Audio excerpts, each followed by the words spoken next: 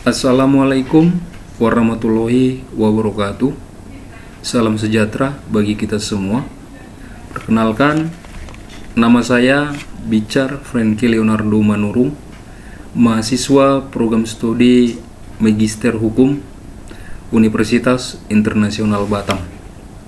Pada kesempatan ini, saya akan mencoba mempresentasikan mengenai kewenangan Bank Indonesia dalam mengatur dan mengawasi perbankan di Indonesia setelah terbentuknya Undang-Undang Nomor 21 Tahun 2011 tentang Otoritas Jasa Keuangan. Latar belakang, saat ini OJK telah digugat oleh banyak kelompok yang menyebutkan tim pembela kedaulatan ekonomi bangsa dengan mempersoalkan fungsi pengawasan dan pengaturan perbankan Otoritas Jasa Keuangan atau OJK. Hal itu dikarenakan fungsi pengawasan dan pengaturan perbankan di OJK tidak diatur dalam konstitusi. Permintaan tersebut ditandai dengan adanya pengajuan permohonan uji materi Undang-Undang Nomor 21 Tahun 2011 tentang OJK ke Mahkamah Konstitusi dengan nomor registrasi perkara nomor 25/PUU 12/2014 tentang tugas pengaturan dan pengawasan di sektor perbankan oleh Otoritas Jasa Keuangan. Tim pembela kedaulatan ekonomi bangsa Salamuddin Daeng Juang mempermasalahkan kata independen dalam ketentuan pasal 1 angka 1 Undang-Undang OJK bertentangan dengan ketentuan pasal 23D dan pasal 33 Undang-Undang 1945.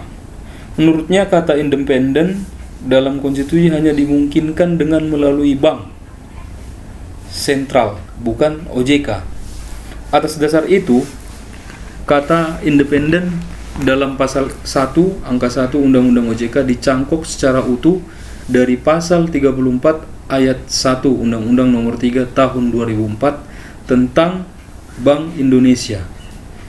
Independensi itu hanya dikenal melalui turunan regulasi yang merujuk dan mengacu pada ketentuan pasal 23D Undang-Undang 1945 yang dapat dimungkinkan adanya bank sentral yang independen. Rumusan masalah berdasarkan penjabaran latar belakang tersebut, maka dapat ditarik sejumlah rumusan masalah sebagai titik fokus dalam melakukan pengkajian, yaitu bagaimana kewenangan Bank Indonesia dalam mengatur dan mengawasi perbankan di Indonesia setelah terbentuknya Undang-Undang 21 Tahun 2011 tentang Otoritas Jasa Keuangan. Metode penelitian, jenis penelitian hukum yang saya gunakan adalah normatif. Yang berkaitan dengan penelitian ini yaitu mengenai kewenangan Bank Indonesia. Penelitian ini bersifat deskriptif analitis, sehingga penelitian ini diharapkan mampu memberi gambaran secara rinci, sistematis dan menyeluruh mengenai kewenangan Bank Indonesia dalam mengatur dan mengawasi perbankan di Indonesia setelah terbentuknya Undang-Undang Nomor 21 Tahun 2011 tentang Otoritas Jasa Keuangan. Demikian pula dimaksudkan untuk memberikan gambaran kenyataan dari keadaan objek atau masalahnya untuk dapat dilakukan penganalisaan dalam rangka pengambilan kesimpulan yang bersifat umum. Hasil penelitian dan pembahasan dengan lahirnya Undang-Undang Nomor 21 Tahun 2011 tentang OJK ini menyebabkan pendelegasian kewenangan dari Bank Indonesia menuju Otoritas Jasa Keuangan yang dimaksud merupakan kewenangan pengawasan terhadap perbankan oleh Otoritas Jasa Keuangan. Dengan lahirnya OJK, maka terdapat perselisihan penafsiran mengenai pelaksanaan tugas pengawasan oleh OJK, sehingga timbullah anggapan bahwa OJK mempunyai kewenangan yang tidak sesuai dengan amanat pasal 34 Undang-Undang BI Bank Indonesia. Dan OJK dianggap menguasai kewenangan secara sebagian besar Bank Indonesia.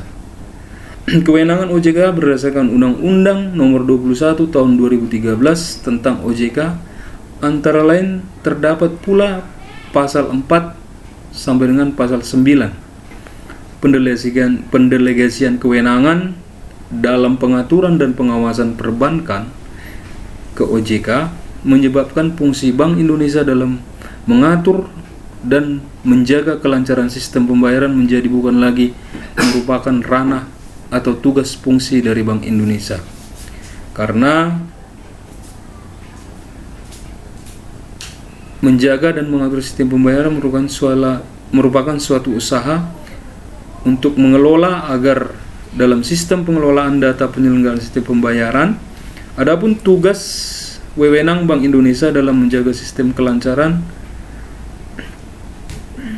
pembayaran adalah terdapat dalam pasal 15 sampai dengan pasal 23 Undang-Undang Bank Indonesia, serta penjelasan pasal yang telah dijelaskan dalam kewenangan Bank Indonesia. Adapun penjelasan kewenangan mengenai pengawasan dan pengaturan dalam sistem pembayaran, maka dapat kita lihat pada penjelasan pasal 15 sampai pasal 23 Undang-Undang Bank Indonesia. Adanya OJK merupakan suatu pengawasan sistem keuangan yang terpadu dengan sistem pada pola OJK. Sebagai koordinator pengaturan dan pengawasan sistem keuangan, perbankan, pasar modal, perasuransian, dana pensiun, dan lembaga pembiayaan dengan sistem koordinasi kepada otoritas fiskal dan moneter yaitu Bank Indonesia. Ex officio yang merupakan perwakilan dari Bank Indonesia, Bapepam LK dimaksud dalam rangka koordinasi, kerjasama, dan harmonisasi kebijakan di bidang fiskal, moneter, dan sektor jasa keuangan. Keberadaan ex officio juga diperlukan guna memastikan terpeliharanya kepentingan nasional dalam rangka persaingan global dan kesepakatan internasional, kebutuhan, koordinasi, dan pertukaran informasi dalam rangka menjaga dan memelihara stabilitas sistem keuangan. Maka dapat disimpulkan bahwa Undang-Undang OJK bertentangan dengan Undang-Undang 1945, karena Undang-Undang OJK mereduksi kewenangan Bank Indonesia yang merupakan undang-undang organik berdasarkan amanat langsung dari Undang-Undang Negara Republik Indonesia tahun 1945. Sehingga apabila OJK ingin mengambil kewenangan Bank Indonesia tersebut, haruslah sesuai dengan kewenangan yang telah dimandatkan oleh Undang-Undang BI, yaitu sesuai dengan pasal 34 ayat 1 dan 2 serta penjelasannya. Maka bila terjadi suatu kewenangan, pengaturan kewenangan yang berlebih, penelunjupan kewenangan dalam pembentukan OJK, penyeludupan yang dimaksud adalah pengaturan perbankan bukan merupakan domain dari OJK, melainkan masih kewenangan Bank Indonesia secara utuh, berdasarkan penjelasan pasal 34 ayat 1. Sedangkan pengawasan atas perbankan merupakan domain dari OJK secara keseluruhan. Karena pengaturan yang dimasukkan dalam kewenangan OJK mengakibatkan fungsi pengaturan dan pengawasan sistem pembayaran oleh Bank Indonesia menjadi lumpuh, karena sistem pembayaran merupakan sistem yang terdapat dalam perbankan atau kegiatan perbankan. Sehingga seharusnya dalam pelaksanaan pengaturan dan pengawasan sistem tersebut, Bank Indonesia harus meminta izin kepada OJK sebagai pemegang domain terhadap pengawasan dan pengaturan dalam perbankan, karena kegiatan tersebut dapat mempengaruhi kedudukan OJK. Dalam arti luas, OJK memiliki kewenangan dalam pengaturan dan pengawasan sistem pembayaran dan pengaturan perbankan di Indonesia, sehingga bila merujuk dari pembentukan perundang-undangan, Undang-Undang OJK dapat dimintakan uji material. Demikian pemaparan dari saya. Jikalau ada kekurangan atas